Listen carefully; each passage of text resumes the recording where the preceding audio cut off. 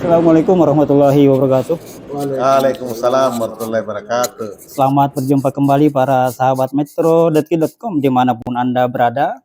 Kembali berjumpa dengan penyiar Anda Khairil Anas, memancar dari Kota Makassar, Sulawesi Selatan, Indonesia, melalui channel kesayangan Anda, Metro.com.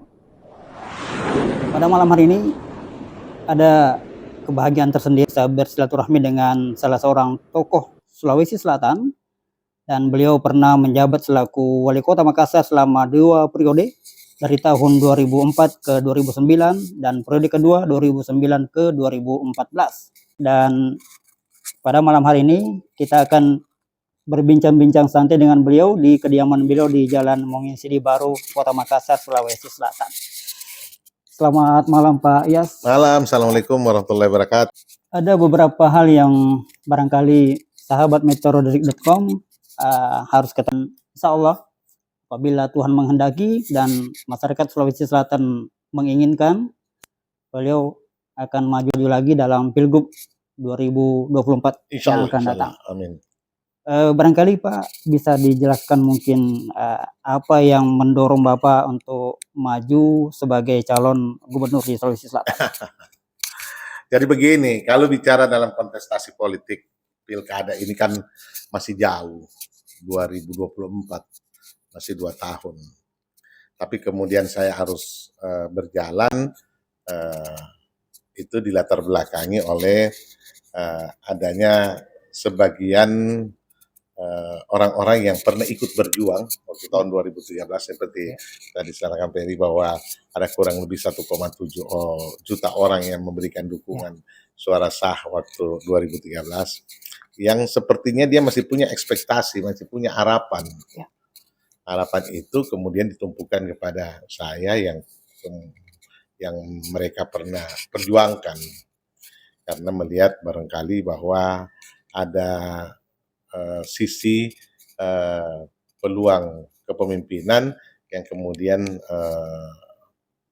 cocok barangkali dengan saya menurut pandangan mereka. Oleh karena itu saya sendiri kalau secara pribadi dan keluarga memang ini adalah pekerja politik yang ketika itu tidak bisa juga dipungkiri bahwa dorongan itu kemudian membuat ada semangat yang muncul di bawah. Kalau yang melatar belakangi untuk perspektif ke depannya, saya kira cuma satu saya tujuan. Kalau seperti kami ini sudah terlanjur mencintai dunia ini, dan kemudian selalu ingin berbuat sesuatu kebaikan untuk kepentingan untuk orang banyak. Yang saya selalu katakan, jabatan itu menjadi ajang amal buat kami bersama keluarga. Ketika pengabdian itu dan dinikmati orang banyak, paling tidak amalannya kita dapat. Selain itu, memang ada beberapa ide-ide, gagasan bagaimana Sulawesi Selatan ke depan yang bisa lebih baik lagi, ya. Oleh karena itu, semua sektor ke depan harus disentuh untuk meningkatkan optimalisasinya. Baik Pak Yas, dari hasil silaturahminya Bapak ke sejumlah daerah, tentu Bapak sudah melihat gambaran mengenai apa yang dibutuhkan oleh masyarakat Sulawesi Selatan, dan itu akan nanti dituangkan dalam programnya Bapak. Seperti apa itu Pak? Ya itu saya bilang banyak sekali ya. Sulawesi Selatan ini dari 24 kabupaten masing-masing punya karakteristik yang berbeda. Ya. Ada daerah tambang, ada daerah lautnya, ada sektor pertaniannya, macam-macam ya. Dan akhir-akhir ini kita sudah tahu apa problematik yang dihadapi. Kompleks masalahnya, tetapi masih ada solusi yang bisa dilakukan. Ya. Seperti apa solusinya, itulah nanti kami tuangkan dalam visi misi kami. Terakhir Pak Yas, tadi Pak Yas menyinggung bahwa ketika kembali dari kevakuman, kembali ke dunia politik, sempat tidak mendapatkan kendaraan untuk menuju ke sana. Lalu tiba-tiba Mei 2022 yang lalu, tiba-tiba Pak Yas dirangkul oleh Golkar. Bukan saya tidak punya partai saya ada banyak, dan partai yang banyak. Cuman waktu itu memang kan saya tidak punya panggung, maksudnya panggung politik begini, saya tidak menjadi pimpinan partai, tidak menjadi pejabat. Artinya kalau seorang pimpinan partai ngomong sedikit, dia punya pejabat ngomong sedikit, sudah ada jaringan yang tercover di situ. Saya dulu kan mestinya masih jadi ketua Demokrat. Tapi waktu proses musyawarah daerah, kemudian saya merasa tidak demokratis, sehingga ya saya ambil sikap, saya tinggalkan Demokrat. Dalam perundungan saya memang akhirnya saya harus ambil sikap. Kalau saya mau maju kembali dalam kontestasi apapun, ya rasanya tidak pas kalau tidak ada partainya. Sehingga teman-teman di Golkar beberapa udah gak balik aja lah di rumah lama. Ya, memang saya terlahir dari Partai Golkar dan saya pernah menjadi ketua Golkar Sulawesi Selatan, pernah 2 periode menjadi anggota ketua DPR Kota Makassar.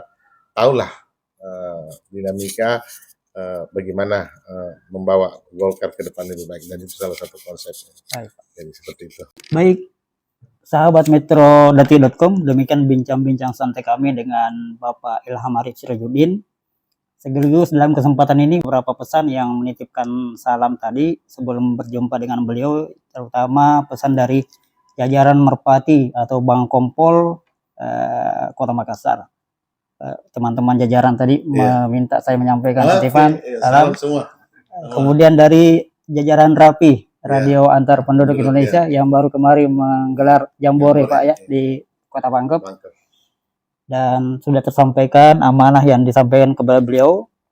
Dan sahabat Metro.com, Sulawesi Selatan ini membutuhkan sosok pemimpin yang bisa mengetahui apa yang dibutuhkan oleh masyarakat Sulawesi Selatan, dan tentunya juga membutuhkan tokoh-tokoh yang memang memasyarakat. Kita melihat kemampuan itu ada dalam diri Bapak Ilham Arif Sirajuddin, kemampuan untuk memanage selama 2 periode di Kota Makassar, dan semuanya banyak program-program beliau yang sudah berhasil dan menyentuh semua, memenuhi kebutuhan masyarakat. Begitu pula pengalaman beliau secara nasional maupun internasional sangat mendukung bagi kemajuan daerah Sulawesi Selatan ini. Beliau adalah salah seorang politikus Indonesia yang memiliki jiwa pejuang yang tinggi, terbukti pada Pilgub 2013, beliau maju menantang pasangan Sayang, dan beliau berhasil memperoleh sebanyak 1,7 juta suara ketika itu. Demikian sahabat Metro.detik, bincang-bincang kami dari Jalan Monginsi di Kota Makassar, Sulawesi Selatan. Sampai jumpa pada celotehan santai berikutnya. Assalamualaikum warahmatullahi wabarakatuh. Waalaikumsalam.